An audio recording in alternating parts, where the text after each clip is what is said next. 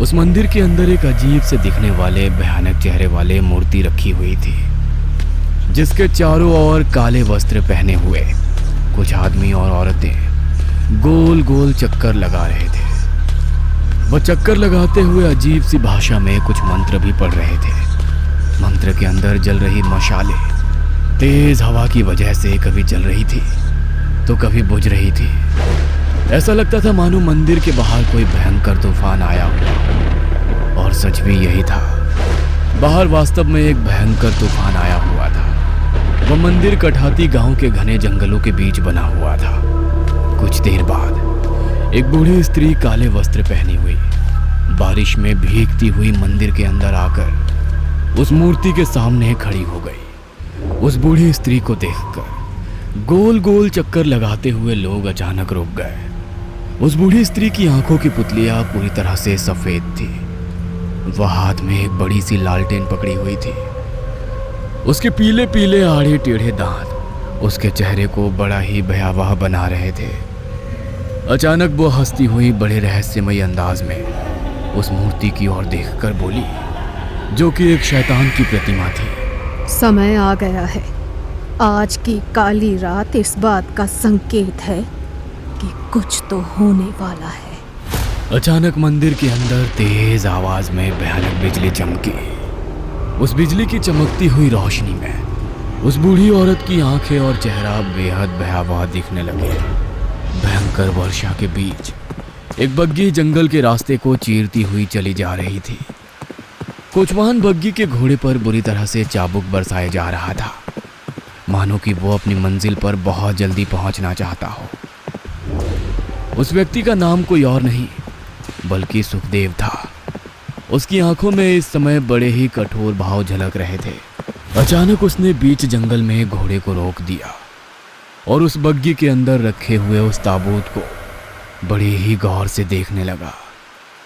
अचानक उसकी आंखों से कठोर भाव समाप्त हो गए और उसकी जगह आंसू बहने लगे। सुखदेव रोता हुआ उस ताबूत की ओर देखकर बोला, चिंता मत कर मेरी बेटी, तुझे जीना होगा। दुनिया चाहे कुछ भी कहे, लेकिन मैं नहीं मानता कि तू इस संसार को छोड़कर जा चुकी है। इतना बोलकर सुखदेव की आंखों में कुछ घंटे पहले के दृश्य चलने लगे। सुखदेव अपनी झोपड़ी में एक चारपाई के बगल में बैठा हुआ रो रहा था। उस चारपाई पर उसकी 20 वर्षीय बेटी गौरी लेटी हुई शायद अपनी आखिरी सांसें गिन रही थी। गौरी अपने पिता की ओर देखकर बड़े ही आहिस्ता से बोली, पिताजी, रोइए मत पिताजी, शायद मेरी किस्मत में यही था। आपने तो मेरी बीमारी का बहुत इलाज कराया, पर सुखदेव फूट फूट कर रोने लगा, मानो कि उसके सब्र का बांध टूट गया हो। तू घबरा मत गौरी, तुझे कुछ नहीं होने दूंगा। मैं तुझे कुछ नहीं होने दूंगा। तेरे अलावा मेरा इस दुनिया में कोई नहीं है गौरी, कोई नहीं है।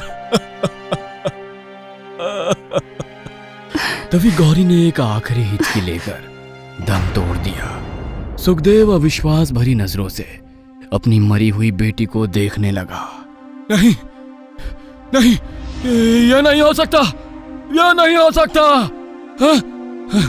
सुखदेव दौड़ता हुआ पड़ोसी विमला ताई के घर पर चला गया।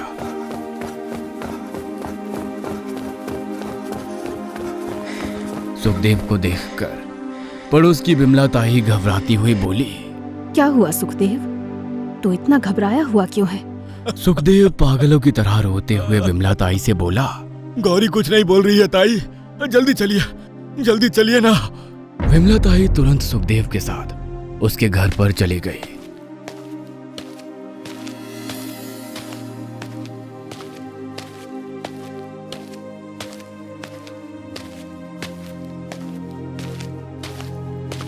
विमला ताई के सामने गौरी की लाश पड़ी हुई थी।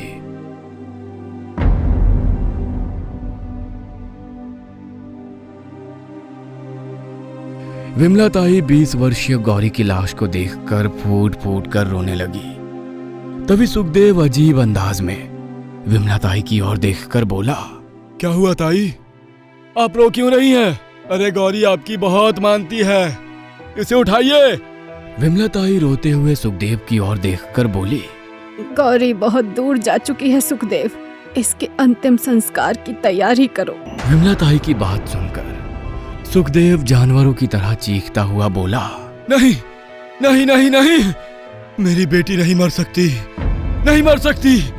मैं ईश्वर के बताए हुए रास्ते पर चलता हूँ, फिर ईश्वर मुझसे मेरी बेटी कैसे छीन सकता है, कैसे छीन सकता है।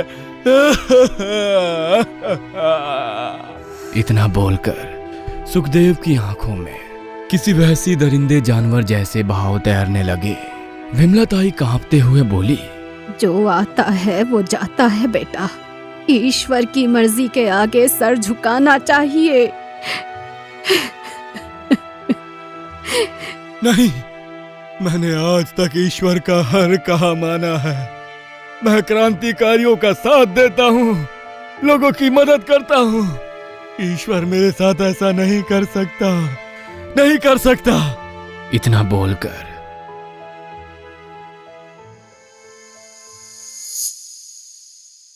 सुखदेव ने अपनी बेटी की लाश को अपने कंधे पर लाद लिया। कहाँ जा रहा है सुखदेव? मंदिर।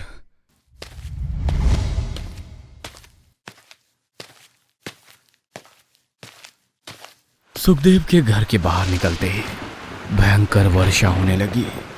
बाहर सुखदेव बारिश की परवाह किए बगैर सीधा कठाड़ी गांव के उस मंदिर में चला गया।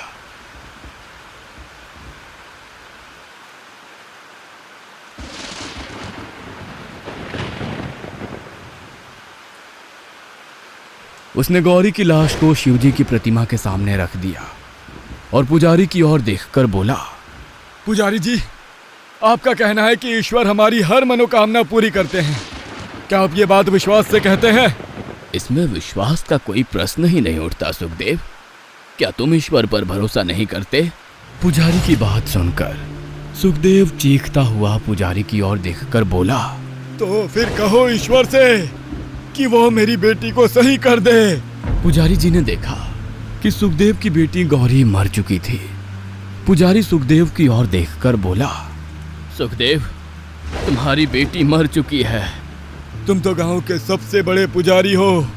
गांव वालों का कहना है कि तुम्हारे अंदर इतनी सच्ची श्रद्धा है कि ईश्वर तुमसे बात करते हैं। ईश्वर से कहकर मेरी बेटी को जिंदा करवा दो पुजारी। सुखदेव, तुम जानते हो ऐसा नहीं हो सकता। पुजारी की बात सुनकर सुखदेव क्रोधित होता हुआ अपनी बेटी की लाश को उठाकर सीधा गांव से थोड़ी दूर बने एक चर्च में चला गया।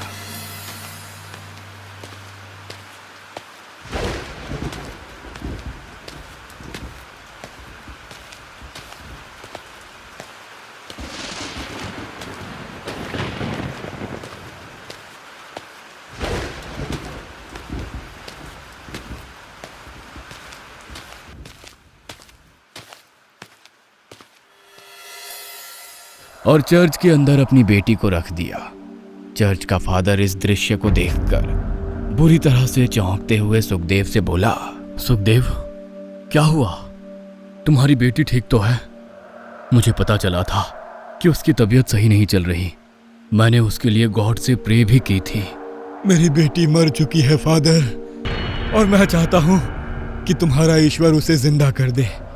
हालांकि मैं मंदिर गया था अपने भगवान के पास, लेकिन पुजारी ने साफ मना कर दिया। लेकिन मुझे विश्वास है कि ये काम आप अपने ईश्वर से करवा सकते हैं। सुखदेव की बात सुनकर चर्च के फादर ने अपनी नजरें नीचे करते हुए बोला, तुम जानते हो सुखदेव, ऐसा संभव नहीं है। फादर की बात सुनकर सुखदेव क्रोधित होता हुआ बोला, तो इसका मतलब ये है कि आज तक मैंने जितने भी पुण्य के काम किए वो सब व्यर्थ थे। मैं इतने सालों तक जिनकी पूजा करते हुए आया था, उस पूजा के कोई मायने ही नहीं थे। लेकिन आप भूल रहे हैं फादर, हमारे गांव के जंगल में एक ऐसा समूह भी रहता है जिसे आप जैसे अंग्रेज सेनेटिक सोसाइटी कहते हैं। मैं वहां जाऊंगा। सुखदेव की बात सुनकर फादर की आंखों में डर और खौफ के साए लहराने लगे। फादर कांपते हुए सुखदेव से बोले, ऐसी गलती मत करना सुखदेव। तुम शैतान को नहीं जानते। तुम इस वक्त जरूरत से ज्यादा जज्बाती हो रहे हो। जज्बात में कोई ऐसा कदम मत उठाना जिसका सारी इंसानियत को खामियाजा भुगतना पड़े। मगर सुखदेव ने फादर की बात का कोई जवाब नहीं दिया। उसकी आंखों को देखकर ही मालूम होता था कि जैसे वो कोई अटल फैसला ले चुका हो। सुखदेव गौरी की लाश को उठाकर अपने घर पर ले आया।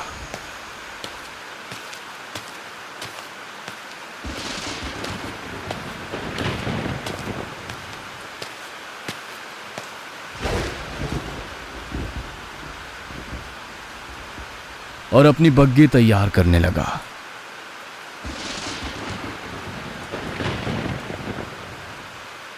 बारिश लगातार हो रही थी, मगर सुखदेव को इसकी कोई परवाह नहीं थी।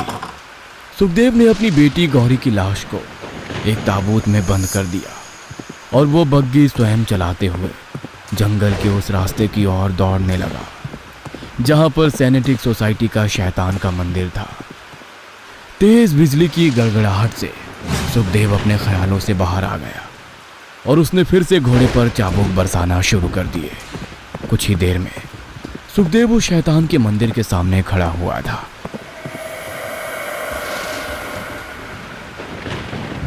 सुखदेव अपनी बेटी के ताबूत को घसीटता हुआ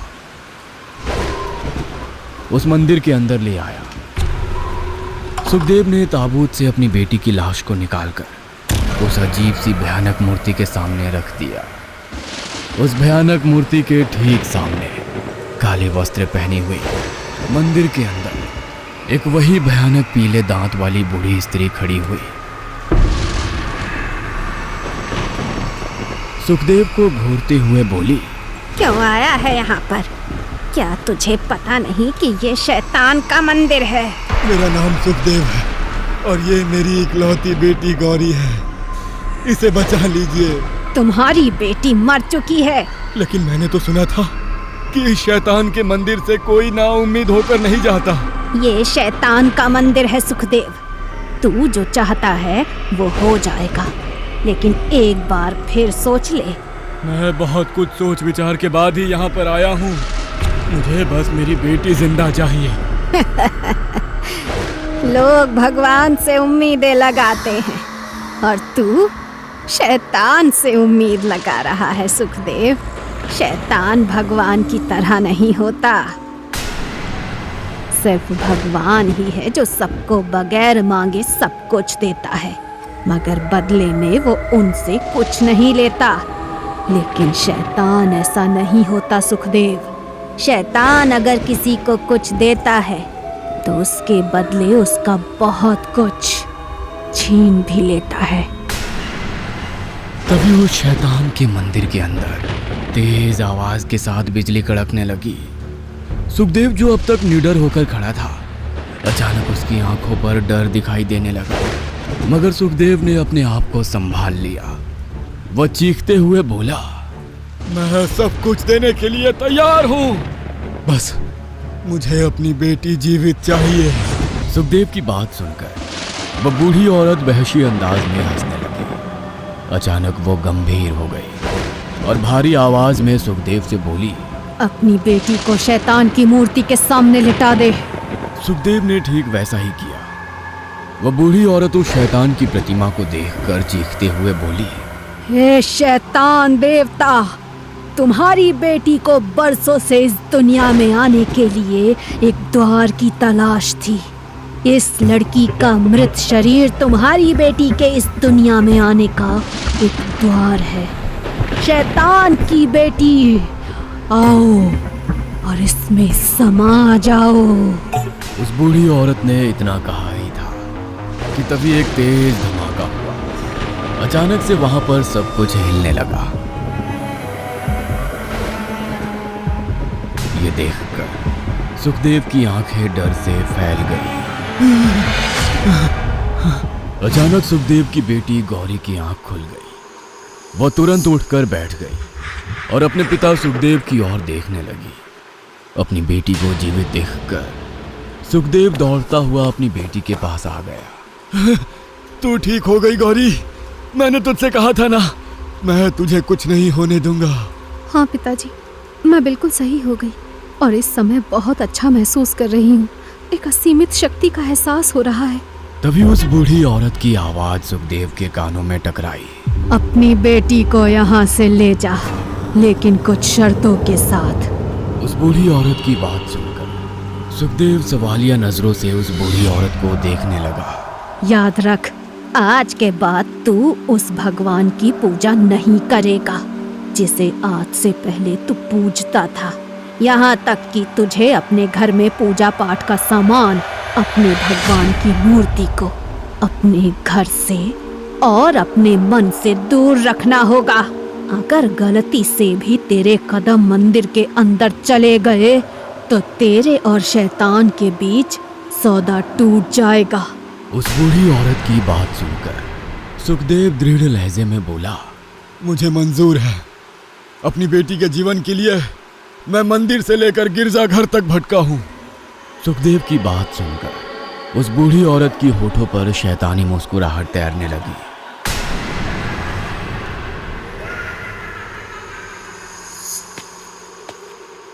सुखदेव अपनी बेटी को लेकर घर चला गया।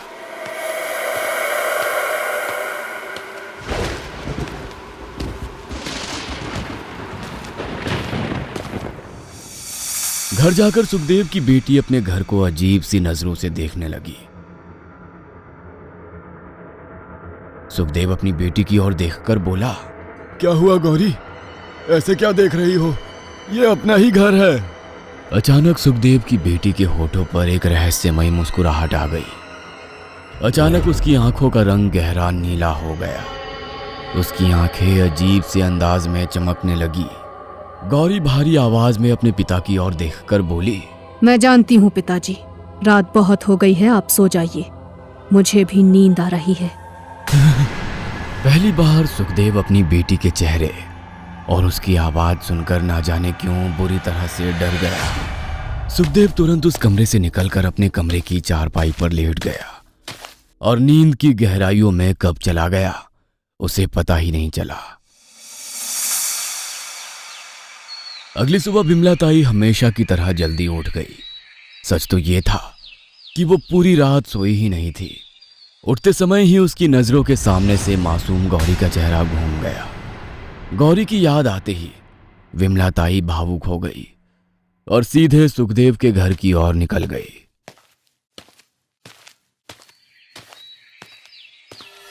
विमला ताई सुखदेव के दरवाजे पर पहुंचकर अपने आप से बोली, अपनी बेटी की मौत के गम में सुखदेव अपना दिमागी संतुलन खो बैठा है।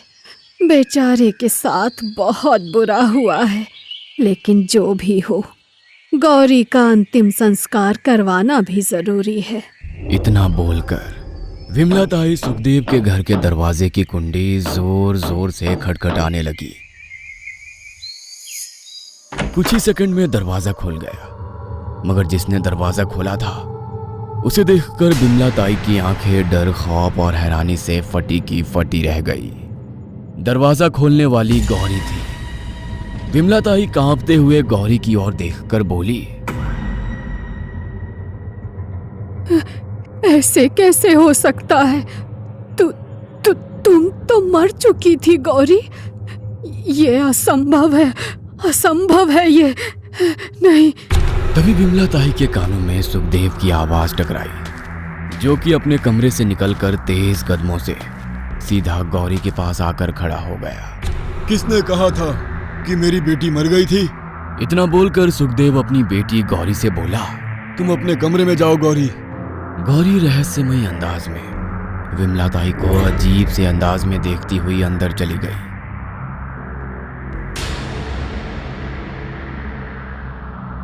सुखदेव अपने घर से बाहर निकल आया। ऐसा पहली बार हुआ था कि सुखदेव ने विमला ताई को अपने घर के अंदर आने के लिए भी नहीं कहा था।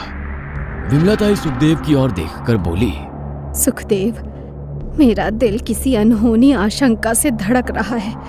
कहीं तुमने वो गलती तो नहीं कर दी जो तुझे नहीं करनी चाहिए थी? बकवास मत करो ताई, मेरी बेटी बीमार थी। ये सच नहीं है सुखदेव, मैंने अपनी आंखों से देखा था गौरी मर चुकी थी। सच सच बता, वो जीवित कैसे हुई? कहीं तू उस रास्ते पर तो नहीं चल पड़ा जहाँ से वापसी मुमकिन ही नहीं?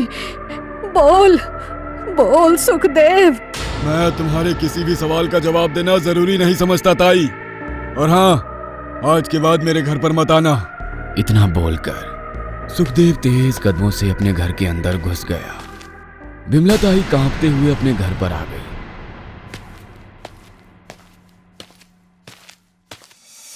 सुबह 10 बजे का समय था।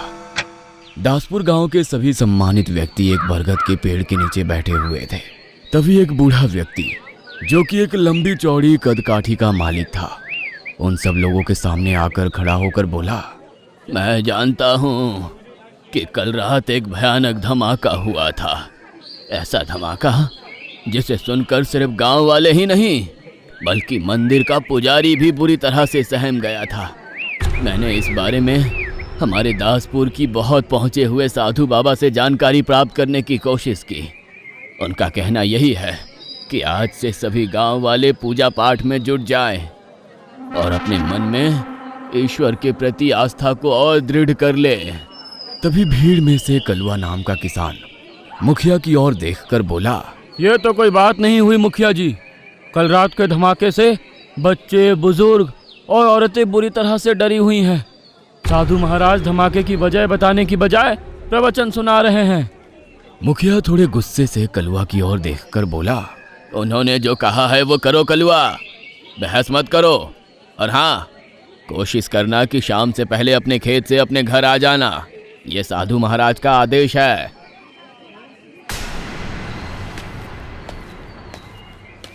कुछ देर बाद वो सभी लोग अपने अपने घरों में चले गए। कलुआ भी अपने घर चला गया।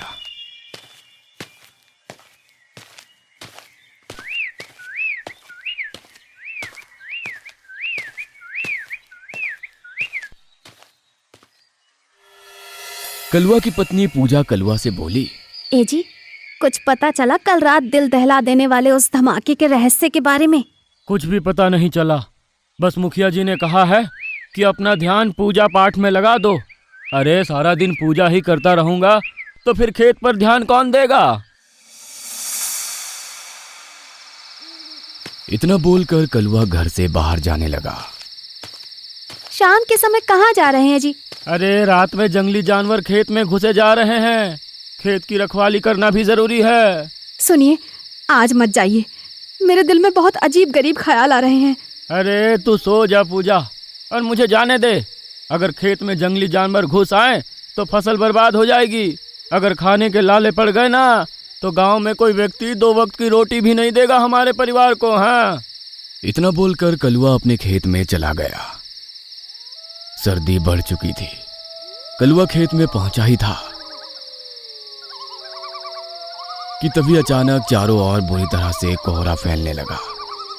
अचानक से उठे उस कोहरे को देखकर कलुआ हैरानी से बोला, अजीब बात है, शाम के बाद कोहरा तो अक्सर बढ़ने लगता है, मगर इतनी तेजी से बढ़ता हुआ कोहरा मैंने आज तक बढ़ते नहीं देखा।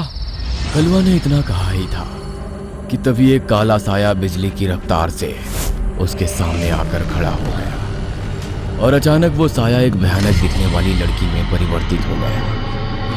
ये देखकर कलुआ बुरी तरह से डर गया। कड़कड़ाती हुई सर्दी में उसके शरीर से पसीने की धारा बहने लगी। कलुआ अपने शरीर की पूरी ताकत लगाकर वहां से भागने लगा, मगर तभी वह भयानक लड़की किसी जानवर की तरह जमीन पर रेंगते हुए बिजली की रफ्तार से कलुआ के पीछे भागने लगी।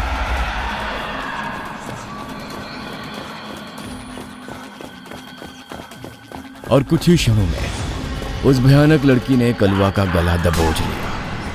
कलुआ ने देखा कि उस लड़की की आंखों की पुतलियां बिल्कुल सफेद थी। उसके बाल इतने लंबे थे कि जमीन तक फैले हुए थे। उसके चेहरे पर बड़े बड़े फफोले जैसे फोड़े उगे हुए थे। उन फोड़ों पर बड़ी ही अजीब और खतरनाक दिखने वाली कीड़े रेंग रहे थे। उस भयानक लड़की के हाथ के नाखून बेहद लंबे और नुकीले थे। उसके दांत किसी शिकारी जानवर के मानिंद बड़े और पैने थे। कलुआ कांपते हुए घुटी घुटी आवाज में बोला, कौन हो तुम? तेरा काल हूं मैं। इतना बोलकर उस भयानक लड़की ने अपने लंबे नाखून कलवा के सीने में गड़ा दिए और अपने लंबे और नुकीले दांत कलवा की गर्दन में गड़ा दिए। कलवा की एक दिल दहला देने वाली चीख सन्नाटे को चीर गई।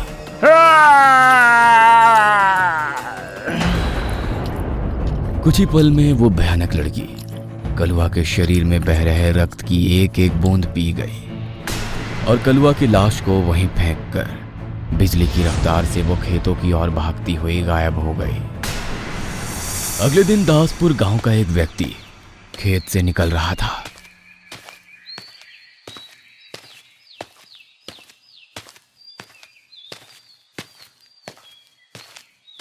तभी उसकी नजर कलवा की लाश पर पड़ी, जिस पर सैकड़ों मक्खियां भिनभिना रही थी। वह व्यक्ति चीखता हुआ गांव की ओर भागा। कुछ ही देर में कलवा की लाश के इर्द गिर्द गांव के लोग और गांव का मुखिया खड़ा हुआ था। उन सभी की आंखों में डर और खौफ के साए लहरा रहे थे। तभी वहां पर एक बहुत पहुंचे हुए साधु आकर मुखिया से बोला, मुझे लगता है मुखिया कि दासपुर गांव में ये पहली रहस्यमयी हत्या नहीं है। यह सुनकर मुखिया बुरी तरह से चौंकते हुए बोला, आप कहना क्या चाहते हैं? मैं कहना चाहता हूं कि इस तरह की रहस्यमयी हत्याएं और भी हो सकती है। सभी गांव वालों को चौकन्ना रहने की आवश्यकता है।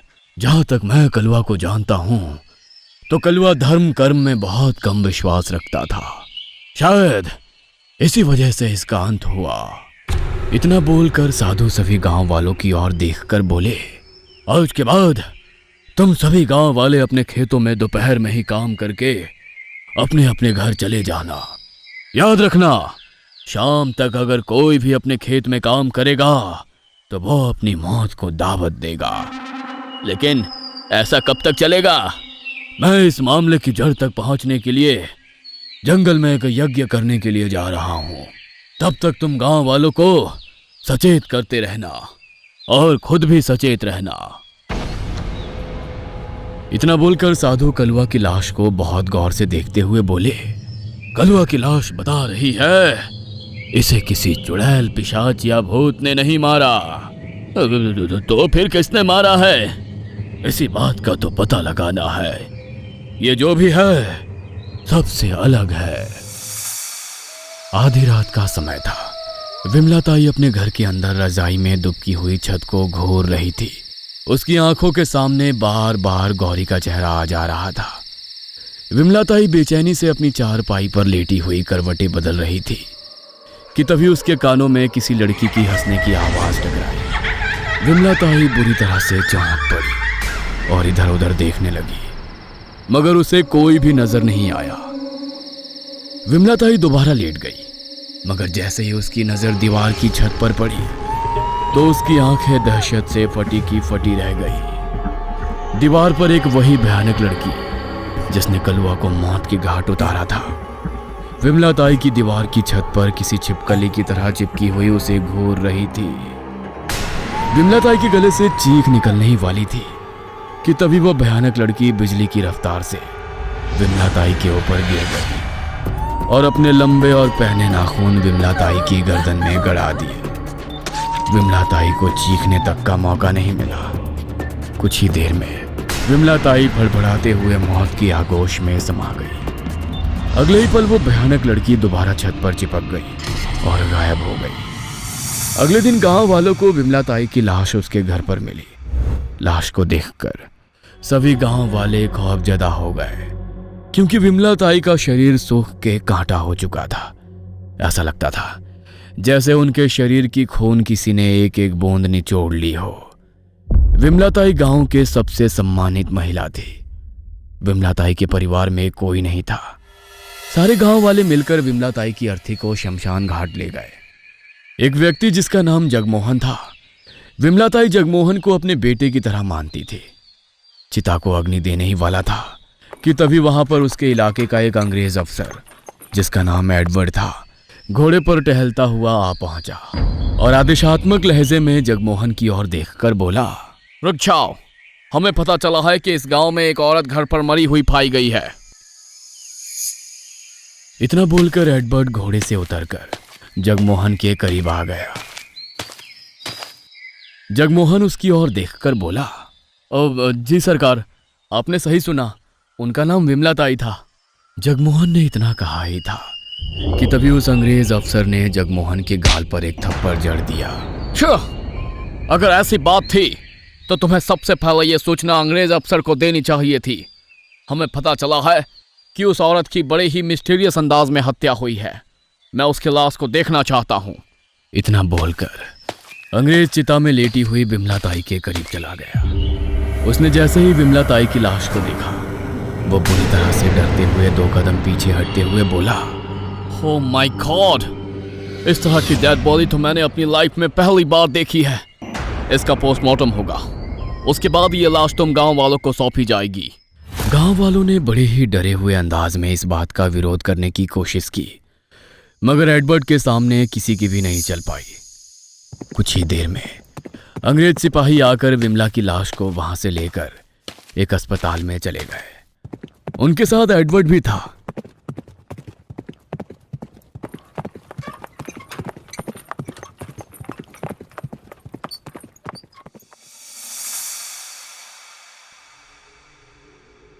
एडवर्ड हॉस्पिटल के डॉक्टर की ओर देखकर बोला, डॉक्टर, पहले तो मुझे लगा था कि यह कोई सामान्य हत्या होगी, लेकिन डेड बॉडी देखकर मैं बुरी तरह से डर गया। कल सुबह तक मुझे इसकी पोस्टमार्टम की रिपोर्ट मेरे ऑफिस में चाहिए। इतना बोलकर एडवर्ड वहां से चला गया। रात तक कथारी गांव का मौसम बुरी तरह से खराब हो गया। ठंड के साथ साथ तेज बारिश होने लगी। फादर कथारी गांव के सुनसान इलाके में बने हुए चर्च के मुख्य दरवाजे पर खड़े थे। अचानक तेज आवाज के साथ भयंकर बिजली चमकी। बिजली की गड़गड़ाहट इतनी तेज थी कि फादर का दिल कांप कर रह गया। फादर तेज कदमों से चर्च के अंदर चले गए और चर्च के अंदर टहलने लगे। फादर लगातार टहलते हुए प्रे कर रहे थे। तभी अचानक तेज हवा का झोंका चर्च के अंदर टकराया और एक काला साया फादर से कुछ दूर जाकर खड़ा हो गया। फादर उस काले साये को देखकर बुरी तरह से चौंक गए। अचानक चर्च के अंदर की सारी मोमबत्तियां बुझ गई। फादर चीखते हुए बोले, कौन हो तुम? कौन हो? मगर अगले ही पल वो काला साया बिजली की रफ्तार से फादर के नजदीक आ गया। अंधेरे में उसकी नीली चमकती हुई आंखों को देखकर फादर का दिल कांप उठा। फादर कांपती हुई आवाज में दोबारा बोले, कौन हो तुम? कौन हो? तभी फादर के कानों में एक लड़की की गुर्राहट भरी आवाज टकराई। वही जिससे बचने के लिए तुम दिन रात ईश्वर से प्रार्थना करते हो, मगर शायद तुम्हारे मन में ईश्वर के प्रति सच्ची श्रद्धा नहीं है फादर। देखो, मैं चर्च के अंदर तक चली आई, वो भी तुम्हारे सामने। तुम जो कोई भी हो, मुझसे क्या चाहती हो? अचानक चर्च की मोमबत्तियां जल उठी और फादर के सामने एक बेहद सुंदर लड़की खड़ी हुई थी, जो अपनी नीली आंखों से फादर को घूरे जा रही थी। सुंदर लड़की उस चर्च में लगे हुए एक क्रॉस को देखती हुई बोली, अगर मैं तुम्हें उस क्रॉस में उल्टा लटका दूं तो तुम्हें कैसा लगेगा? फादर कुछ बोलने ही वाले थे कि तभी उस लड़की का चेहरा बेहद भयानक हो गया। वो तेज रफ्तार से फादर के पीछे कब आ गई, फादर को पता ही नहीं चला। उस भयानक लड़की ने अपने लंबे और पहने दांत फादर की गर्दन में गड़ा दिए। फादर की एक दिल दहला देने वाली चीख चर्च में गूंज गई। फादर के मरते ही अचानक वह भयंकर लड़की ठहाके मारकर हंसने लगी। तभी चर्च के अंदर जोर से बिजली चमककर गायब हो गई और वो भयानक लड़की भी उस चमकती हुई बिजली के साथ गायब हो गई। अगले दिन फादर की लाश चर्च में लगे हुए क्रॉस पर उल्टी लटकी हुई मिली। फादर की लाश पर सैकड़ों मक्खियां भिनभिना रही थी। फादर की लाश को देखकर सभी लोग बुरी तरह से डर गए। कुछ ही देर में वहां पर अंग्रेज अफसर की भीड़ लग गई। एडवर्ड अपने ऑफिस में विमला ताई की पोस्टमार्टम की रिपोर्ट आने का इंतजार कर ही रहा था कि तभी एक अंग्रेज सिपाही वहां पर आकर एडवर्ड से बोला, सर, कुछ देर पहले हमें सूचना मिली है कि कथारी गांव के चर्च में वहां के फादर की लाश चर्च के अंदर लगे हुए क्रॉस में उल्टी लटकी हुई मिली है। फादर की लाश पूरी तरह से पीली पड़ चुकी है और उनकी लाश पर सैकड़ों मक्खियां भिनभिना रही है। यह सुनकर एडवर्ड बुरी तरह से चौंक पड़ा। तभी वहां पर हॉस्पिटल का डॉक्टर आ गया, जिसके हाथ में एक फाइल थी। डॉक्टर एडवर्ड को फाइल पकड़ाते हुए बोला, मैंने अपने 20 साल के करियर में ऐसी हत्या नहीं देखी। उस हिंदुस्तानी औरत की बॉडी के शरीर से खून की एक एक बूंद गायब है, मानो कि उसके अंदर खून था ही नहीं। और उस इंडियन लेडी की बॉडी की गर्दन पर 2 बड़े बड़े सुराख मिले हैं। वैसे मैं इन बातों पर विश्वास तो नहीं करता, लेकिन मृतक की लाश को देखकर मैं दावे के साथ कह सकता हूं कि इस तरह से हत्या कोई इंसान या जानवर नहीं कर सकता। इतना बोलकर डॉक्टर वहां से चला गया। एडवर्ड तुरंत उस अंग्रेज सिपाही की ओर देखकर बोला, अभी और इसी वक्त हमारे सबसे होनहार अफसर चार्ल्स को कांटेक्ट करो। उसे कहना कि मैं उसे इमीडिएटली मिलना चाहता हूं। शाम के समय चार्ल्स नाम का एक अफसर, जो कि दिखने में बहुत सुंदर था, एडवर्ड के ऑफिस में एडवर्ड के सामने बैठा हुआ था। एडवर्ड चार्ल्स की ओर देखकर बोला, तुम्हें तो पता लग ही गया होगा कि इस समय कथारी गांव में क्या चल रहा है। सर, मेरी इन्फॉर्मेशन के मुताबिक कल रात कथारी गांव में एक इंडियन औरत की बड़ी ही मिस्टीरियस अंदाज में हत्या हुई है और वो औरत गांव की सबसे रिस्पेक्टेड महिला थी। और आज सुबह कथारी गांव के चर्च के फादर की लाश क्रॉस में उल्टी लटकी हुई मिली है। गुड, सारी डिटेल तुम जानते ही हो। मैं चाहता हूं कि तुम इस मामले की तह तक पहुंचो। मुझे इस मामले में कुछ ना कुछ गड़बड़ जरूर लग रही है। मुझे एक जानकारी और मिली है सर, जिसे सुनकर शायद आप विश्वास ना करें। चार्ल्स की बात सुनकर एडवर्ड पूरी तरह से चौंक गया। कैसी जानकारी? मुझे पता चला है कि कथारी गांव में सुखदेव नाम के व्यक्ति की इकलौती बेटी गौरी की मौत हो चुकी थी, मगर गांव वालों का मानना है कि उसकी बेटी दोबारा जिंदा हो गई। गांव वालों का कहना है कि जब से उसकी बेटी जिंदा हुई है तब से ही रहस्यमयी मौतों का सिलसिला शुरू हुआ है। कहीं ये वही सुखदेव तो नहीं जिस पर हमें काफी समय से शक है कि वह आंदोलनकारी का साथ दे रहा है? यस सर, ये वही सुखदेव है। तब तो तुम अभी से इस मामले की जांच पड़ताल करना शुरू कर दो। मुझे जल्द से जल्द रिजल्ट चाहिए। आसमान काले बादलों से घिरा हुआ था। ऐसा मालूम होता था जैसे कि कुछ देर बाद भीषण बारिश होने वाली हो। कड़कड़ाती हुई सर्दी में दासपुर गांव के कुछ लोग दासपुर गांव में बने हुए एक चर्च के अंदर बैठे हुए थे। उन सभी की आंखों में दहशत और खौफ के साए लहरा रहे थे। तभी अचानक तेज कदमों से चर्च के फादर डिसूजा उन सब के सामने आकर खड़े होकर बोले, आसमान में काले बादल छाए हुए हैं। पूरा दासपुर अंधकार में डूबा हुआ है और शैतान अंधकार का राजा होता है। तुम सब जा सकते हो, अपने अपने घरों से बाहर मत निकलना। फादर की बात सुनकर चर्च में बैठे हुए लोग तुरंत वहां से चले गए। चर्च के अंदर अब केवल फादर मौजूद थे। तभी अचानक तेज हवा का झोंका फादर के शरीर से टकराया। हवा का झोंका इतना तेज था कि फादर ने अपनी आंखें बंद कर ली।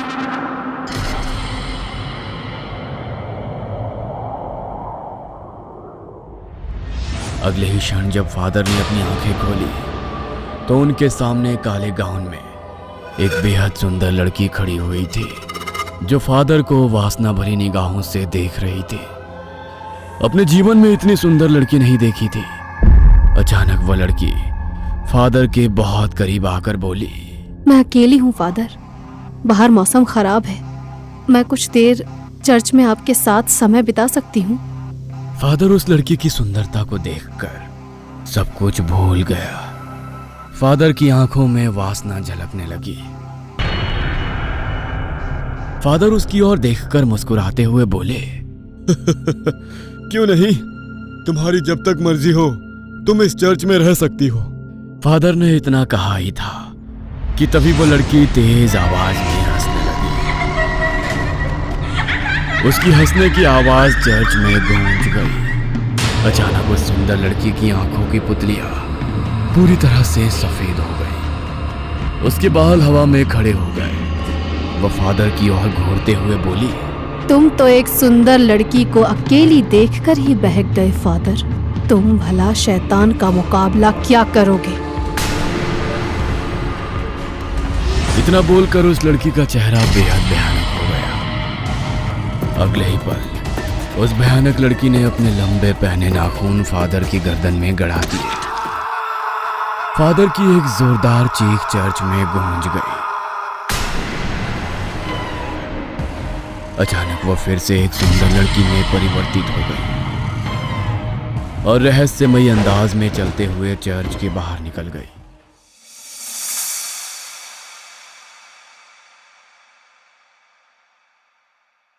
इधर चार्ल्स रहस्यमयी तरीके से हो रही हत्याओं की छानबीन में पूरी मेहनत से जुट गया, मगर बहुत मेहनत करने के बाद भी उसके हाथ कोई सुराग नहीं लग रहा था।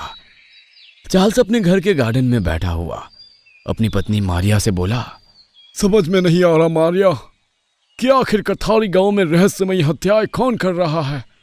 मैं चाहकर भी कुछ नहीं कर पा रहा हूँ।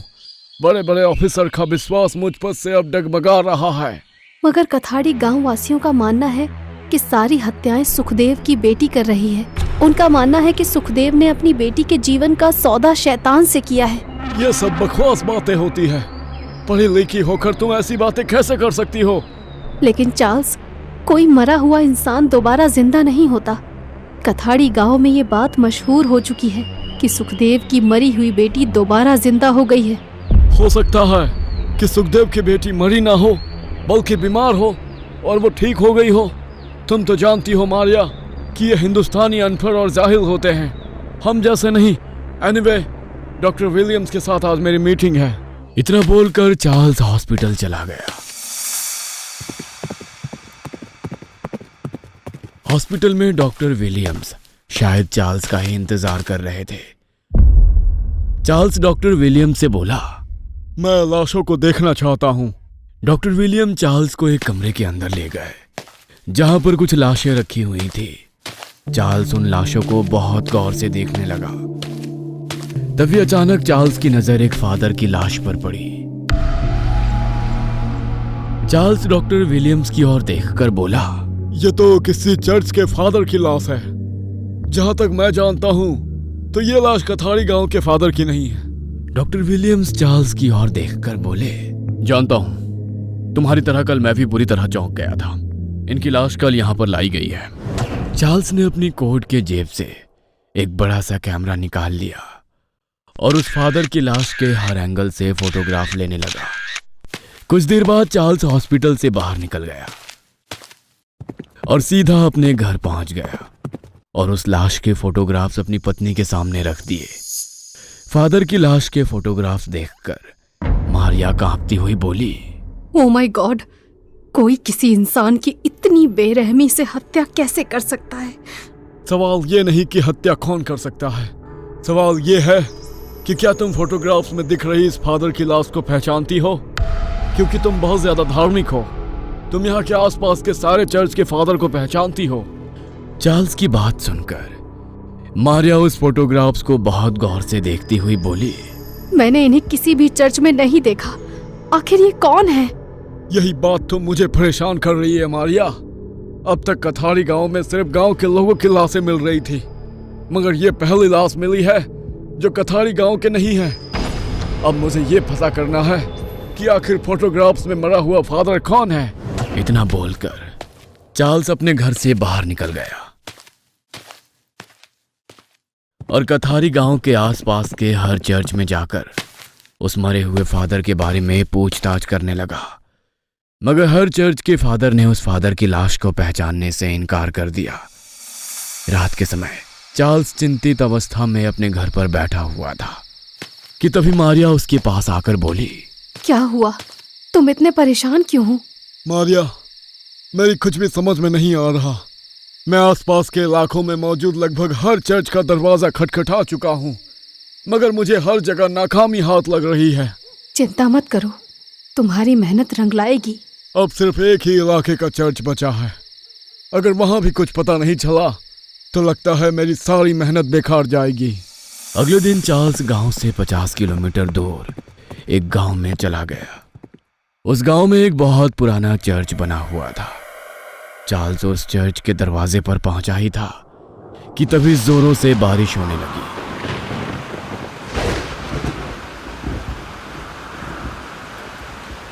चार्ल्स तेज कदमों से चर्च के अंदर घुस गया।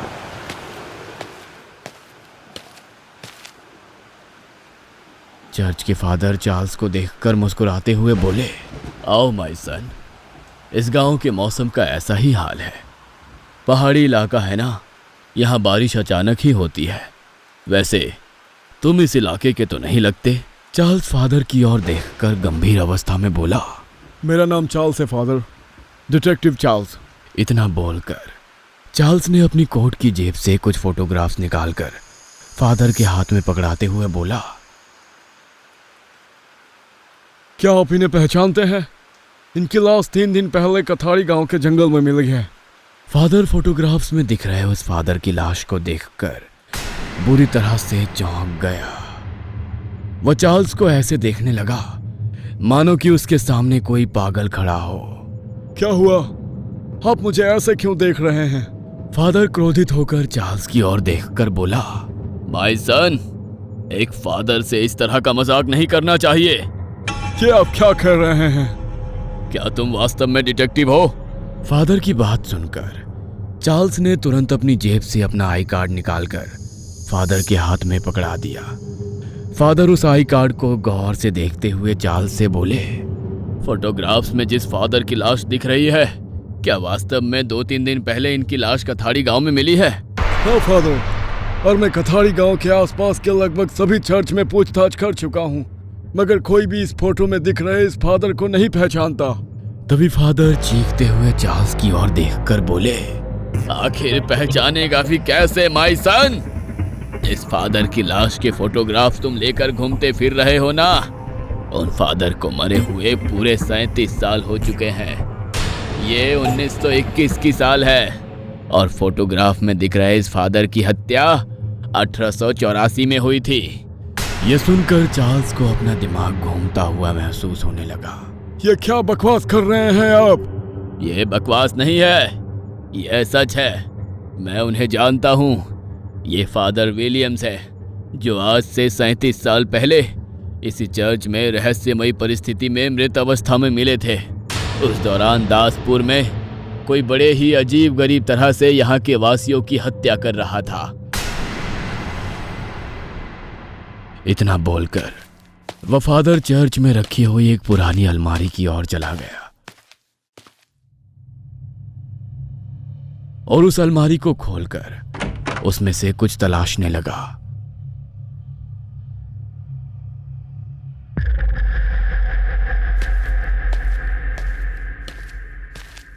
कुछ देर बाद फादर अपने हाथ में एक बहुत पुराना बड़ा सा फोटो देखकर चार्ल्स के पास आ गया और चार्ल्स से बोला, अगर तुम्हें मेरी बात का विश्वास नहीं होता तो तुम स्वयं देखो।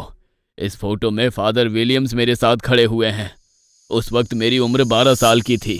चार्ल्स उस फोटो की ओर आंखें फाड़ फाड़ कर देखने लगा। उस फोटो में वही फादर था जिसकी लाश के फोटो लेकर चार्ल्स पूछताछ कर रहा था। लेकिन ऐसे कैसे हो सकता है फादर?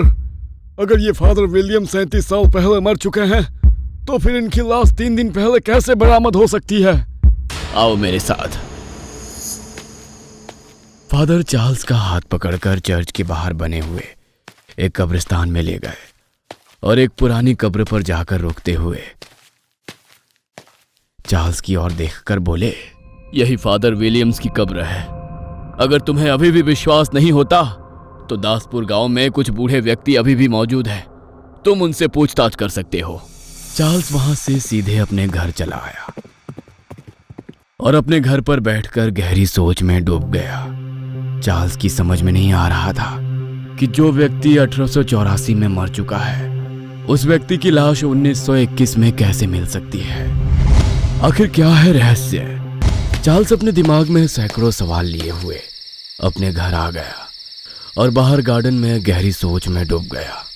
चार्ल्स को बाहर गार्डन में बैठे हुए देखकर उसकी पत्नी चौंकते हुए बोली, तुम इतनी सर्दी में गार्डन में क्यों बैठे हुए हो? चार्ल्स गहरी सोच में अपनी पत्नी की ओर देखते हुए बोला, मैंने अपनी लाइफ में बड़े से बड़े मर्डर केस हल किए हैं, लेकिन ये मेरी जिंदगी का पहला ऐसा केस है जिसने मुझे पूरी तरह से उलझा दिया है। क्या मतलब है आपका?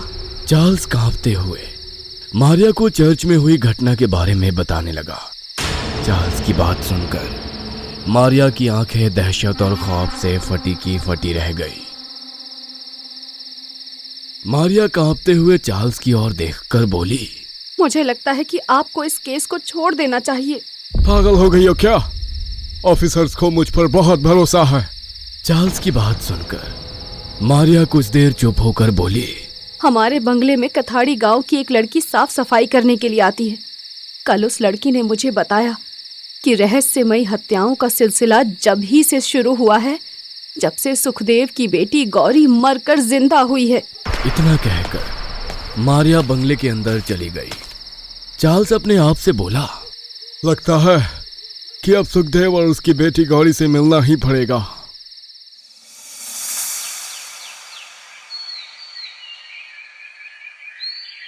अगले दिन चार्ल्स सीधे सुखदेव के घर की ओर निकल गया। वह आधी रास्ता तक पहुंचा ही था कि तभी उसके कानों में एक साधु की आवाज टकराई, रुक जाओ, जहां तू जा रहा है वहां तुझे मौत के अलावा कुछ नहीं मिलेगा। चार्ल्स ने देखा कि एक साधु अपनी लाल आंखों से उसे घूरे जा रहा था।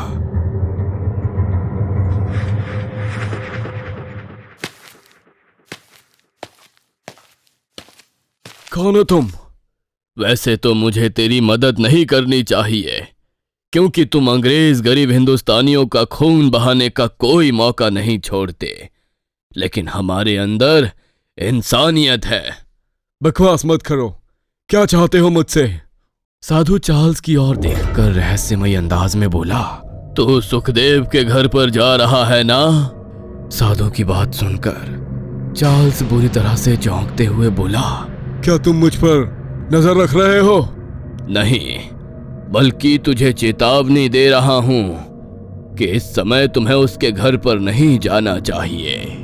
चार्ल्स की आंखों में अचानक क्रोध झलकने लगा। Go to hell! इतना बोलकर चार्ल्स सीधा सुखदेव के घर की ओर चल पड़ा। कुछ ही देर में चार्ल्स सुखदेव के घर के दरवाजे के बाहर खड़ा हुआ था। चार्ल्स सुखदेव के घर की कुंडी खटखटाने लगा। अचानक सुखदेव ने घर का दरवाजा खोल दिया और अजीब से अंदाज में चार्ल्स की ओर देखकर बोला, यहाँ किस लिए आए हो? चार्ल्स सुखदेव की ओर बड़ी गौर से देखता हुआ बोला, मुझे तुमसे और तुम्हारी बेटी से कुछ पूछताछ करनी है। मैं एक डिटेक्टिव हूँ। हम हिंदुस्तानी हैं साहब, और हम किसी अजनबी से अपनी बेटियों से बातचीत करवाना पसंद नहीं करते। सुखदेव की बात सुनकर चार्ल्स ने सुखदेव को धक्का दे दिया और घर के अंदर घुस गया और घर की तलाशी लेने लगा।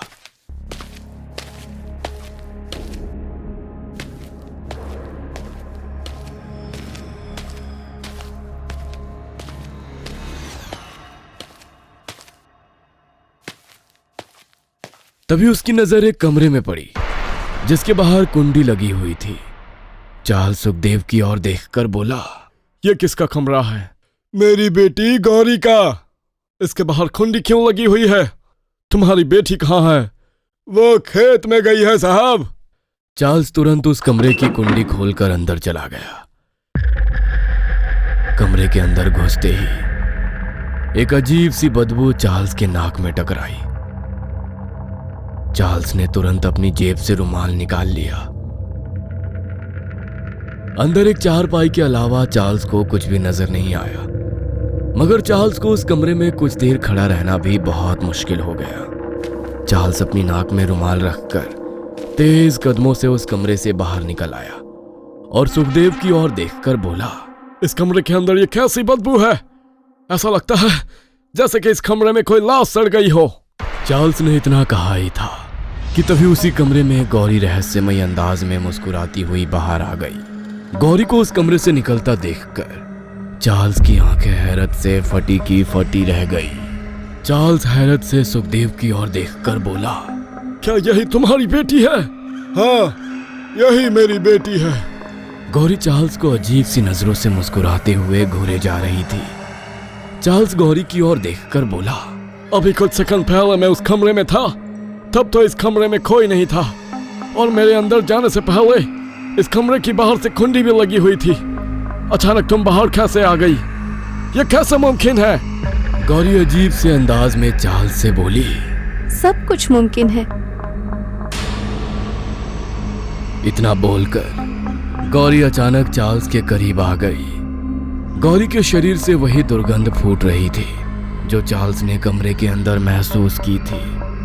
चार्ल्स को गौरी की आंखों में एक अजीब सा सम्मोहन सा महसूस होने लगा। उसने अपनी नजरें तुरंत गौरी के चेहरे से हटा ली और सुखदेव की ओर देखने लगा। चार्ल्स ने देखा सुखदेव की होठों पर एक वहसी और दरिंदगी जैसी मुस्कान तैर रही थी। चार्ल्स को वहां पर अजीब सा महसूस होने लगा। वह तुरंत सुखदेव के घर से बाहर निकल गया। चार्ल्स का शरीर डर से कांप रहा था। उसका दिल किसी अनहोनी आशंका से धड़क रहा था। चार्ल्स कुछ ही दूर चला था कि तभी चारों ओर घना कोहरा चार्ल्स के इर्द गिर्द छा गया। चार्ल्स अपने आप से बोला, अचानक ये कोहरा कैसे फैलने लगा? तभी चार्ल्स के कानों में एक लड़की के हंसने की आवाज टकराई। चार्ल्स खड़ा होकर इधर उधर देखने लगा। तभी एक घने पेड़ से वही खौफनाक भयानक लड़की कूदकर चार्ल्स के सामने आ गई। चार्ल्स उस भयानक लड़की को देखकर बुरी तरह से डर गया। वो भयानक लड़की चार्ल्स के ऊपर हमला करने ही वाली थी कि तभी एक लाल रंग का पदार्थ उस भयानक लड़की के मुंह पर किसी ने फेंक दिया। अचानक वो भयानक लड़की चीखती हुई धुआं बनकर वहां से गायब हो गई। चार्ल्स ने जैसे ही पलटकर देखा तो वही साधु खड़ा हुआ उसे रहस्यमयी अंदाज में देखकर मुस्कुरा रहा था। देर मत कर, जल्दी से मेरे साथ चल, मैं उसे ज्यादा देर तक रोक नहीं पाऊंगा। ये सब क्या था? तेरे सारे सवालों के जवाब मिल जाएंगे। इतना बोलकर साधु ने चार्ल्स का हाथ पकड़ लिया और बोला, जितनी तेजी से भाग सकता है भाग मेरे साथ। चार्ल्स अपने शरीर की पूरी ताकत लगाकर वहां से भागने लगा। चार्ल्स नहीं जानता था कि वो साधु किस दिशा की ओर दौड़ा जा रहा था। चार्ल्स देख रहा था कि वो साधु घने जंगल की ओर अनजान दिशा की ओर दौड़ा जा रहा था। कुछ देर दौड़ने के बाद चार्ल्स को एक गांव नजर आने लगा। अचानक साधु के कदम थम गए और चार्ल्स हाँफता हुआ जमीन पर बैठकर लंबी लंबी सांसें लेने लगा। साधु चार्ल्स की ओर देखकर बोला, तुम अंग्रेजों के अंदर बस इतनी ही ताकत होती है, कुछ दूर दौड़ भी नहीं सकते। शुक्र मनाओ कि तुम जिंदा बच गए। अगर मैं नहीं आता तो तुम्हारी लाश भी कथाड़ी गांव के किसी जंगल में मिलती। आखिर वो खौफनाक कौन थी जो मुझ पर हमला करने वाली थी? सुखदेव की बेटी गौरी, जो कि मर चुकी है। वही मासूम और निर्दोष लोगों को मारकर उनका खून पिए जा रही है। यह सुनकर चार्ल्स के दिमाग ने काम करना बंद कर दिया। ये क्या कह रहे हैं आप? वही जो तुम सुन रहे हो। सुखदेव की बेटी तो बहुत पहले ही मर चुकी है। उसकी बेटी के शरीर के अंदर शैतान की बेटी की आत्मा का वास है और सुखदेव पूरी तरह से शैतान का पुजारी बन चुका है। यह सुनकर चार्ल्स हैरत से साधु की ओर देखने लगा। अपनी ओर हैरत से देखता देखकर साधु मुस्कुराते हुए चार्ल्स को बोला, इससे कहीं ज्यादा हैरत की बात तो ये है कि चर्च के जिस फादर की लाश कथाड़ी गांव में मिली है और तुम्हें उसके बारे में पता लगा है कि वो तो 37 साल पहले ही मर चुका है। साधु के मुंह से ये बात सुनकर चार्ल्स बुरी तरह से चौंकता हुआ बोला, आपको कैसे पता? ये बात तो मैं और मेरी पत्नी ही जानते हैं। तुम जानते हो तुम कहाँ खड़े हो? एक अनजान गांव की सीमा पर ये सच है कि तुम एक अनजान गांव की सीमा पर खड़े हो, मगर तुम अपने काल में नहीं हो। अपने खाल में नहीं हूँ, इसका क्या मतलब है आपका? आओ, मैं तुम्हें कुछ दिखाता हूँ। इतना बोलकर साधु चार्ल्स को गांव की सीमा के अंदर लेकर आ गया।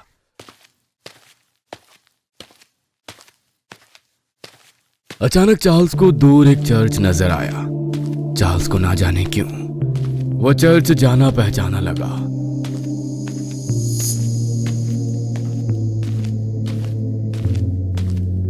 कुछ ही देर में साधु और चार्ल्स उस चर्च के ठीक सामने खड़े हुए थे। साधु चार्ल्स की ओर देखकर बोला, क्या कभी इस गांव में और इस चर्च में आए हो तुम? नहीं, लेकिन ना जाने क्यों मुझे ये गांव और ये चर्च बहुत ही जाना पहचाना लग रहा है। वो जाना पहचाना तुम्हें इसलिए लग रहा है कि तुम इस चर्च में कल ही तो आए थे। नहीं, मैं इस गांव में और इस चर्च में कभी नहीं आया। आओ मेरे साथ। इतना बोलकर साधु चार्ल्स को एक ताजी कब्र पर ले गया और चार्ल्स से बोला, जानते हो किसकी कब्र है? नहीं। ये फादर विलियम की कब्र है, जो 3 दिन पहले ही उस खौफनाक बला के हाथों मारे गए। ये कैसी बातें कर रहे हैं आप? कल ही तो मुझे बताया गया था कि फादर विलियम 37 साल पहले ही मर चुके हैं। साधु रहस्यमय अंदाज में चार्ल्स की ओर देखकर बोला, तुम 37 साल पहले के समय में खड़े हो चार्ल्स, और ये वही चर्च है जहां तुम कल आए थे, मगर अपने समय में तुम भूतकाल में हो चार्ल्स। साधु की बात सुनकर चार्ल्स को अपना सर चकराता हुआ महसूस होने लगा। चार्ल्स साधु की ओर देखकर बोला, ये सच है कि आपने मुझे उस भयानक बला से बचाया है, मगर इसका मतलब ये नहीं कि आप जो भी बोलेंगे मैं उस पर विश्वास कर लूंगा। मैं जानता था कि तुम ऐसे ही बोलोगे। आओ मेरे साथ। इतना बोलकर साधु बाबा एक घर पे ले गया।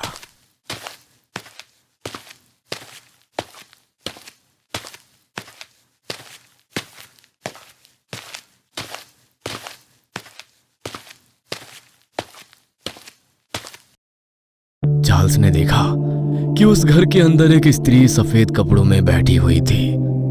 साधु चार्ल्स की ओर देखकर बोला, इस अभागन विधवा का नाम पूजा है।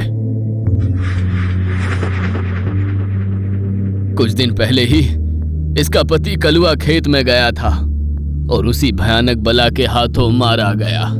चलो, मैं तुम्हें इस गांव के मुखिया से भी मिलवाता हूं। साधु चार्ल्स को मुखिया के घर पर लेकर गया।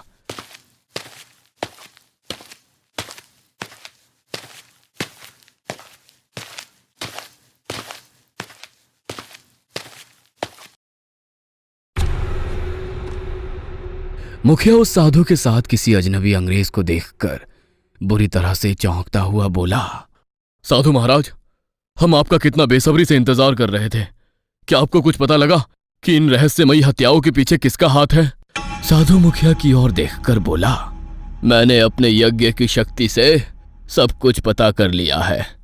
पहले मुझे ये बताओ कि इस गांव का नाम क्या है?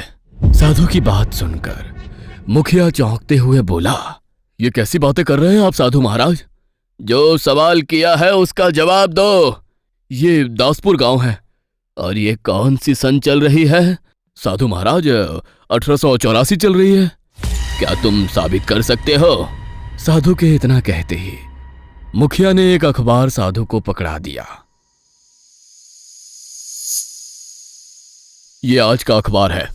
साधु उस अखबार को तुरंत चार्ल्स के हाथों में पकड़ाता हुआ बोला, तुम स्वयं देख लो। चार्ल्स उस अखबार को आंखें फाड़ फाड़ कर देखने लगा।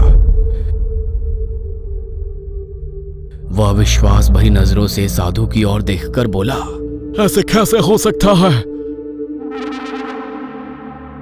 सब कुछ संभव हो सकता है।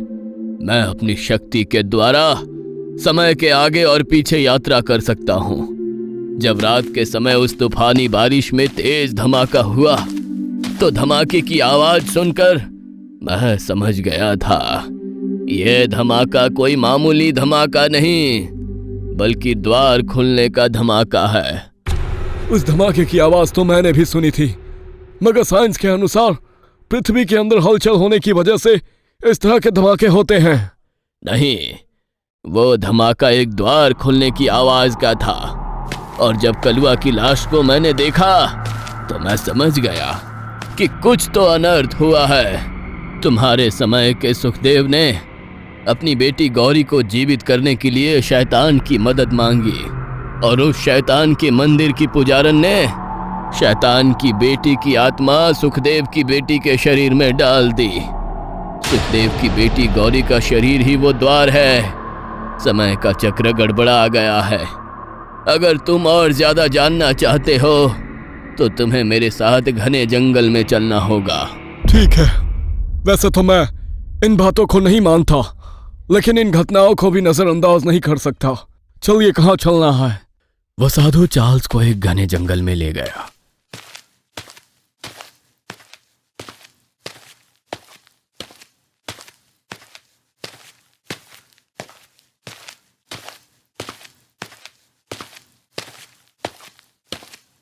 अचानक चार्ल्स की नजर घने जंगलों में बनी हुई एक बहुत पुरानी गुफा पर पड़ी।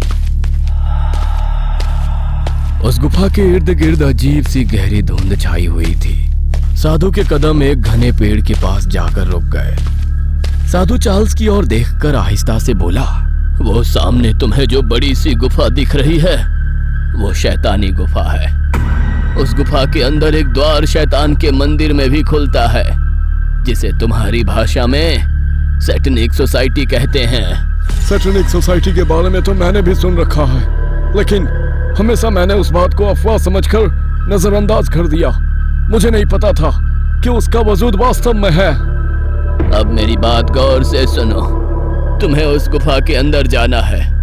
उस गुफा के अंदर एक बहुत बड़ी शैतान की भयानक मूर्ति रखी हुई है। उस मूर्ति के ठीक बगल में एक चांदी का चमकता हुआ खंजर रखा हुआ है। वो खंजर शैतान का है। तुम्हें उस खंजर को उठाकर किसी भी तरह से मेरे पास लाना है। मेरी एक बात समझ में नहीं आ रही, आप तो इतने पहुंचे हुए इंडियन साधु हैं, ये काम आप क्यों नहीं करते? तुम शैतान को क्या समझते हो? शैतान को कमजोर समझने की कभी भी भूल नहीं करनी चाहिए। हमें उसकी ही चाल से, उसके ही अंदाज में मात देनी पड़ती है। अगर मैं वहां पर जाऊंगा तो मेरी समय यात्रा की शक्तियां छिन जाएगी। अगर ऐसा हुआ तो सब कुछ तहस नहस हो जाएगा। इसलिए मैं चाहता हूं कि तुम वहां पर जाओ। उस खंजर से क्या होगा? वह साधु रहस्यमयी अंदाज में चार्ल्स की ओर देखकर मुस्कुराता हुआ बोला, उस खंजर से सुखदेव और उसकी बेटी का अंत होगा। मत भूलो कि सुखदेव की बेटी के अंदर शैतान की बेटी का वास है, जो नरक से निकली हुई आत्मा है। उसे हराना इतना आसान नहीं है। तुम्हारी पूरी अंग्रेजों की फौज कम पड़ जाएगी। वो लोगों का खून पीकर अपनी शक्तियां बढ़ा रही है। अब देर मत करो, जाओ। इतना बोलकर उस साधु ने एक धागा चार्ल्स के हाथों में पकड़ाते हुए बोला, यह अभिमंत्रित धागा तुम्हारी मदद करेगा। कुछ भी करना, मगर इस धागे को अपने हाथ से मत छोड़ना। चार्ल्स धीरे धीरे कदमों से उस गुफा के अंदर चला गया। गुफा के अंदर हल्का अंधेरा छाया हुआ था। अचानक चार्ल्स की नजर गुफा के अंदर एक बड़ी भयानक मूर्ति पर पड़ी।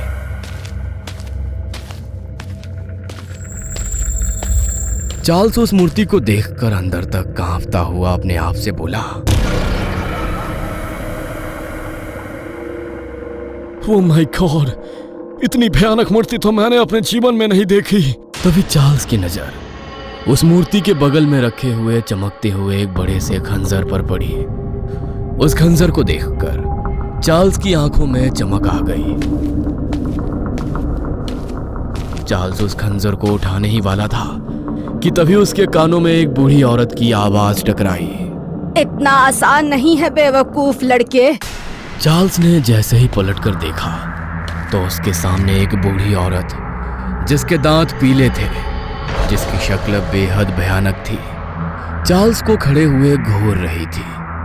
चार्ल्स उस बूढ़ी स्त्री को देखकर बुरी तरह से चौंकते हुए बोला, कौन हो तुम? तभी उस बूढ़ी औरत ने अपने मुंह से एक तेज फूंक चार्ल्स के ऊपर मारी। अचानक ही चार्ल्स को चक्कर आते हुए महसूस होने लगे। चार्ल्स बेहोशी की गहराइयों में अब समा गया, उसे पता ही नहीं चला। कुछ देर बाद जब चार्ल्स की आंख खुली तो उसने अपने आप को एक अजीब सी जगह पर पाया। चार्ल्स ने जैसे ही उठने की कोशिश की तभी उसने देखा कि उसके दोनों पैर बंधे हुए थे। चार्ल्स ने जैसे ही इधर उधर नजरें दौड़ाई तो उसके सामने एक दूसरी भयानक मूर्ति, जो कि उस गुफा की मूर्ति से भी ज्यादा भयानक थी, उसके सामने सीना ताने खड़ी हुई थी। और चार्ल्स उस मूर्ति के ठीक नीचे बंधा हुआ था। उसके इर्द गिर्द काले कपड़ों में कुछ लोग, जिनके चेहरे काले रंग के मास्क से ढके हुए थे, चार्ल्स के इर्द गिर्द गोल गोल चक्कर लगा रहे थे। चार्ल्स की नजर जैसे ही अपने कलाई पर पड़ी तो उसने देखा कि उसके हाथों से वो धागा गायब था। तभी चार्ल्स के कानों में बिजली के कड़कने की आवाज टकराई। चार्ल्स समझ गया कि वो जिस जगह पर था उस जगह के बाहर भयंकर वर्षा हो रही थी। तभी वही बूढ़ी स्त्री हाथ में लालटेन पकड़े हुए चार्ल्स के सामने आकर खड़ी होकर भयानक अंदाज में मुस्कुराती हुई बोली, तुझे क्या लगता था बेवकूफ कि तू खंजर को इतनी आसानी से हासिल कर लेगा? उस साधु को भी यही लगता है कि वो शैतान की चाल से शैतान को हरा देगा। उसने तुझे मोहरा बनाकर उस गुफा के अंदर भेजा, मगर वो नहीं जानता कि शैतान के नुमाइंदे हर जगह पर नजर रखे हुए हैं। चार्ल्स चीखता हुआ उस बूढ़ी औरत से बोला, मेरे हाथ खोल दो। तुम शायद मुझे जानती नहीं कि मैं कौन हूँ। अगर अंग्रेज सरकार को पता लग गया कि तुमने मुझे इस तरह से यहाँ पर बांधा है तो वो अपने सैनिक यहाँ पर भेज देंगे। तुम सबका खेल यही समाप्त हो जाएगा। चार्ल्स की बात सुनकर वो बूढ़ी औरत तेज आवाज में हंसने लगी। अचानक जोरदार बिजली कड़की, जिसकी चमक सीधे बूढ़ी औरत के चेहरे पर पड़ी। बिजली की चमक में बूढ़ी औरत का चेहरा देखकर चार्ल्स की आंखें दहशत से फटी की फटी रह गई। बूढ़ी औरत चार्ल्स की ओर देखकर गुस्से में बोली, तू अभी नहीं समझा बेवकूफ कि तू कहाँ बंधा है। ये शैतान का मंदिर है और हम सब शैतान के पुजारी हैं। तुम्हारी दुनिया में सब सैटेनिक सोसाइटी के नाम से भी जाने जाते हैं। जानता है उस साधु ने तुझे उस खंजर को उठाने के लिए क्यों कहा था? क्योंकि तू पहला इंसान है जो शैतान की बेटी के वार से बच गया, मतलब सुखदेव की बेटी गौरी के वार से। और शैतान की बेटी को वही नरक दोबारा नरक पहुंचा सकता है जो उसके वार से बच गया हो। मगर ये इतना आसान नहीं है बेवकूफ लड़के, क्योंकि तेरा खेल अभी और इसी वक्त यहीं पर खत्म होगा। उस बूढ़ी औरत ने इतना कहा ही था कि तभी एक लड़की के चीखने की आवाज वहां पर गूंज गई। चार्ल्स पागलों की तरह इधर उधर देखने लगा। तभी उसकी नजर सामने अंधेरे दो चमकती हुई आंखों पर पड़ी। चार्ल्स ने देखा एक भयानक लड़की घुटनों के बल एक जानवर के अंदाज में चार्ल्स को घूर रही थी। तभी उस बूढ़ी औरत की आवाज चार्ल्स के कानों में टकराई, मरने के लिए तैयार हो जा लड़के। तेरी रगों में बह रहा गरम गरम खून शैतान की बेटी को और ज्यादा ताकतवर बना देगा। अचानक वो भयानक दिखने वाली लड़की धीरे धीरे कदमों से चार्ल्स की ओर इस तरह से जमीन पर रेंगती हुई आ रही थी जैसे कि कोई शिकारी अपने शिकार को सूंघता हुआ आता हो। चार्ल्स को अपना दिल बाहर निकलता हुआ महसूस होने लगा। कुछ ही देर में वो भयानक बला जमीन पर किसी जानवर की तरह रेंगते हुए चार्ल्स के ठीक सामने खड़ी हुई उसे घूरे जा रही थी। उसकी दहशतनाक शक्ल को देखकर चार्ल्स का दिल जोरों से धड़कने लगा। चार्ल्स दहशत भरी नजरों से उसकी आंखों को देख रहा था। तभी चार्ल्स के कानों में उसी साधु की आवाज टकराई, उसकी आंखों की तरफ मत देख, वरना इसके सम्मोहन में फंस कर रह जाएगा। चार्ल्स ने जैसे ही अपने गर्दन घुमाकर देखा तो सामने वही साधु खड़ा हुआ, उन सबको क्रोधित भरी नजरों से घूरे जा रहा था। चार्ल्स ने तुरंत अपनी नजरें उस भयानक बला की आंखों से हटा ली। तभी अचानक वह भयानक बला काले धुएं में परिवर्तित हो गई और बिजली की रफ्तार से घूमते हुए गौरी के रूप में आकर चार्ल्स के ठीक सामने खड़ी होकर बोली, तुम्हारा मरना बहुत जरूरी है। तुम्हें मारने के बाद इस संसार से फिर मुझे कोई भी वापस नहीं भेज पाएगा। इतना बोलकर गौरी साधु की ओर देखने लगी। साधु क्रोध भरी नजरों से गौरी की ओर देखता हुआ बोला, अंधकार चाहे जितना गहरा क्यों ना हो, एक दिए की रोशनी की मामूली चमक से ही डर कर भाग जाता है। गौरी अजीब से अंदाज में साधु की ओर देखती हुई भारी आवाज में बोली, चिंता मत कर साधु, इसका अंत करने के बाद तेरा अंत भी निश्चित है, क्योंकि तू ही है जिसके पास समय यात्रा करने की ताकत है। और ये ताकत मुझे मेरे ईश्वर ने दी है। तो फिर मैं तुझे ईश्वर के पास ही भेज दूंगी।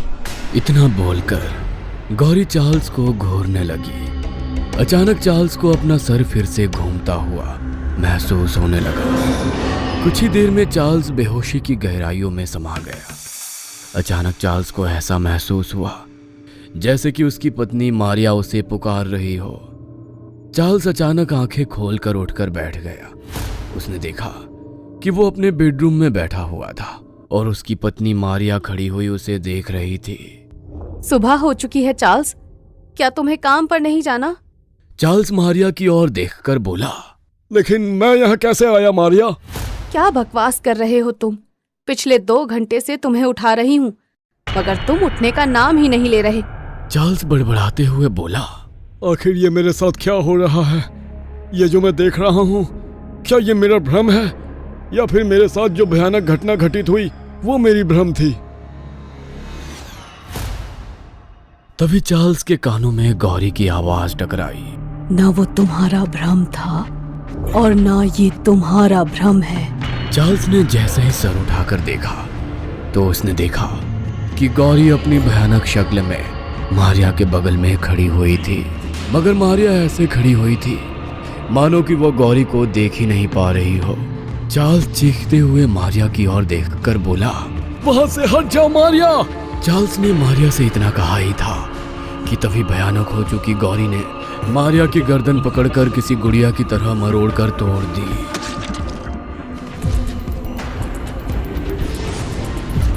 कुछ ही देर में चार्ल्स के सामने मारिया का कटा हुआ सर रखा था। चार्ल्स फूट फूट कर रोने लगा। मारिया, ये क्या हो गया? मैं दुनिया का सबसे कमजोर शख्स हूँ जो मैं तुम्हें बचा नहीं सका। अचानक चार्ल्स की आंखों के सामने फिर से अंधेरा छा गया और वो बेहोश हो गया। अगले ही पल चार्ल्स की आंखें उसी शैतान के मंदिर में खुली, मगर इस बार चार्ल्स के हाथ पैर खुले हुए थे। चार्ल्स तुरंत उठकर बैठ गया। चार्ल्स उठकर बैठा ही था कि तभी बिजली की रफ्तार से तेज काला धुआं वहां पर मंडराने लगा। अचानक उस काले धुएं ने गौरी का रूप धारण कर लिया। गौरी चार्ल्स की ओर रहस्यमय अंदाज में देखकर बोली, तुमने शैतान की ताकत को तो देख ही लिया होगा चार्ल्स।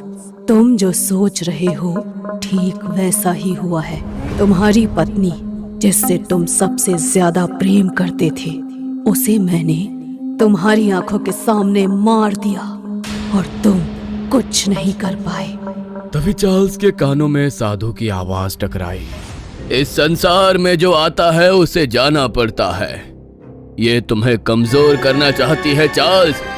अगर तुम कमजोर हो गए तो इसका अंत नहीं कर पाओगे, क्योंकि शैतान हमेशा कमजोर लोगों पर हावी रहता है। जैसे ही तुम गौरी और उसके बाप का अंत करोगे, यह शैतानी समुदाय समाप्त हो जाएगा।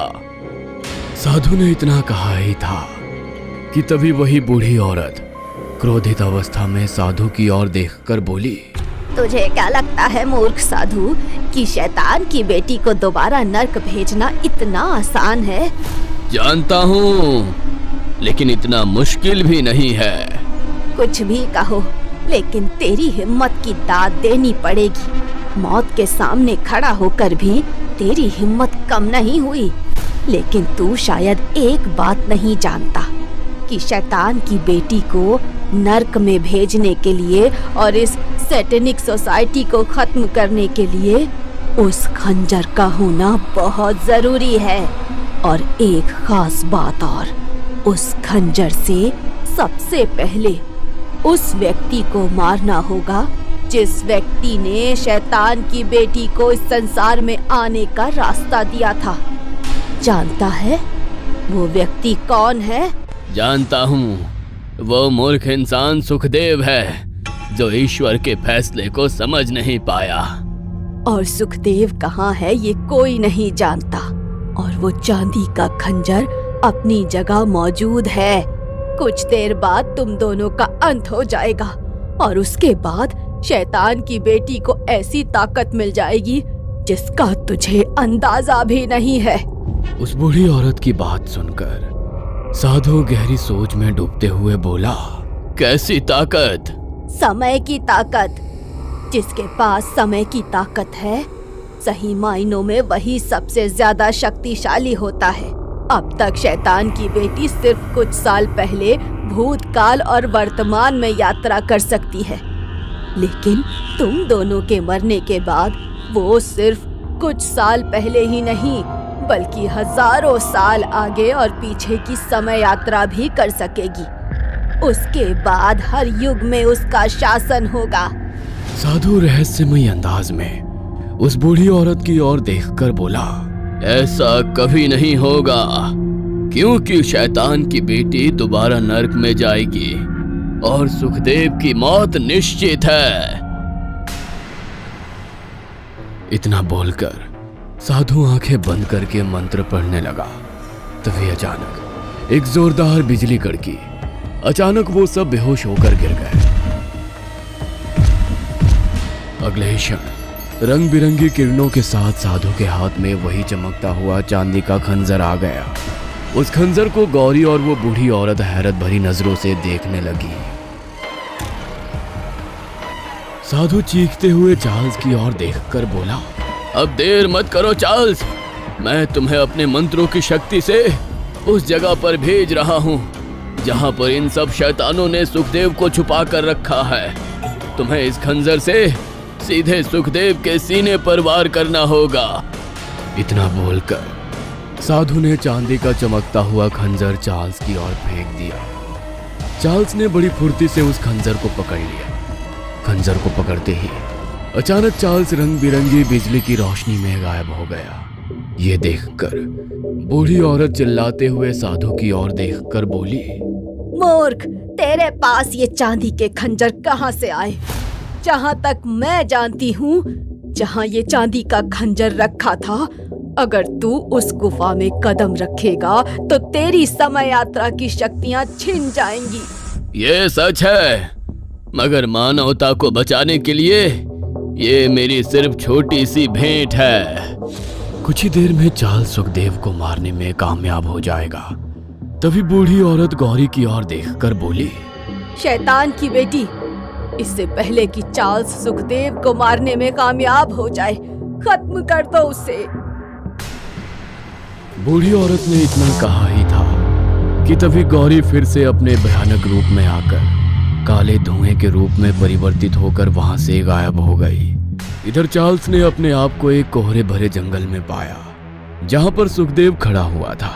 सुखदेव चार्ल्स को वहां पर देखकर बुरी तरह से चौंक पड़ा। तुम यहाँ भी आ गए? मगर चार्ल्स ने सुखदेव की बात का कोई जवाब नहीं दिया और बिजली की रफ्तार से वह खंजर सुखदेव के सीने में गाड़ दिया। सुखदेव की दर्दनाक चीख सन्नाटे को चीर गई। तभी वहां पर काले धुएं के रूप में गौरी आकर चार्ल्स को अपनी लाल नजरों से घूरने लगी। अचानक वो बिजली की रफ्तार से चार्ल्स की ओर झपटी, मगर चार्ल्स ने एक ही बार में वह चांदी का खंजर गौरी के सीने में गाड़ दिया। गौरी की दर्दनाक चीख सन्नाटे को चीर गई। अचानक गौरी के शरीर से काला धुआं निकलने लगा और एक तेज धमाके के साथ वो काला धुआं गायब हो गया। धुएं के गायब होते ही अचानक उस मंदिर में शैतान की मूर्ति टूट गई और वहां मौजूद लोगों के शरीर में आग लग गई। बूढ़ी औरत दर्द से चीखने लगी। ये होती है अच्छाई की ताकत।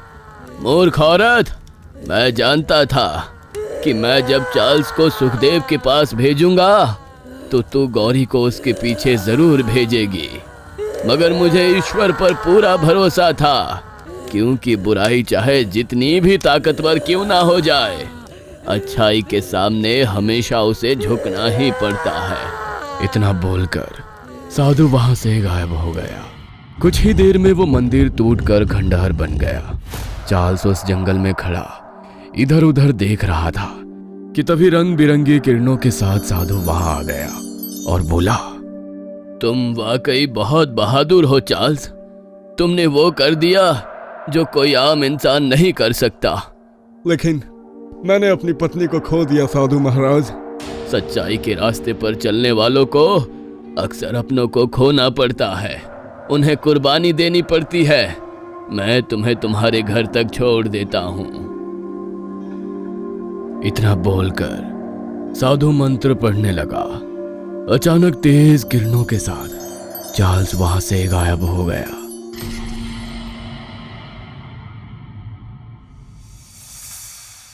और उसने खुद को अपने घर पर पाया।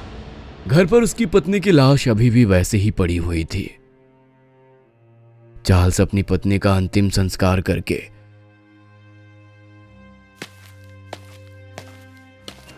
इंग्लैंड वापस लौट गया और फिर उसके बाद वह कभी भारत नहीं लौटा, ना ही उसने शादी की, मगर उसने सैटनिक सोसाइटी और अपने साथ घटी उस भयानक घटना का जिक्र अपने उपन्यास में जरूर किया। उसने उस उपन्यास का नाम भी सैटनिक सोसाइटी ही रखा। चार्ल्स आज भी अपनी पत्नी को बहुत याद करता है।